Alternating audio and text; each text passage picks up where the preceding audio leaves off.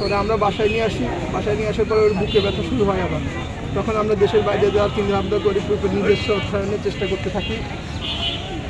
তো এর মধ্যে পাসপোর্টও আমরা করতে দিয়েছিলাম, তো এটা আগামী 3 তারিখে আমরা পাবো। এর মধ্যে বুকে অতিরিক্ত ব্যথা হওয়ার পরে আমরা চিন্তা করলাম কোথায় ভর্তি করা যায়। তখন আমাদের বাংলাদেশ সেনাপ্রধান উনি প্রজ্ঞাপন দিল যে ওনার সিএমএইচ হসপিটালে এই চিকিৎসা বিনামূল্যে দেওয়া হবে। আমরা ঢাকা সিএমএইচ হসপিটালে ওকে ভর্তি করি গত 23 তারিখে শুক্রবার বিকালবেলা।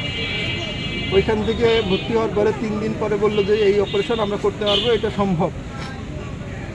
পরে আমরা গত তারিখে সকাল 7টায় অপারেশন করার কথা ছিল, ওইটা শুরু করে সকাল 10টায়। শুরু করার পরে অপারেশন যখন শুরু করে আমাদের বসে 2 ব্যাগ রক্ত রেডি রাখতে, আমরা 4 ব্যাগ রাখছিলাম।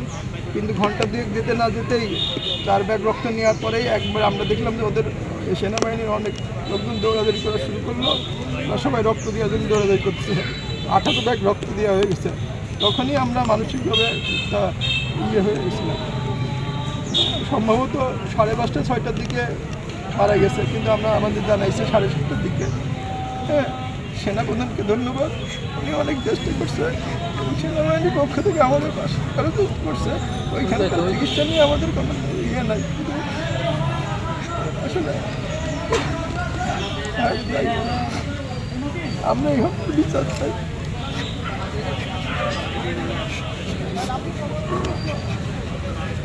যারা এই হত্যা নিষ্পাপ তাদের বিচার চাই।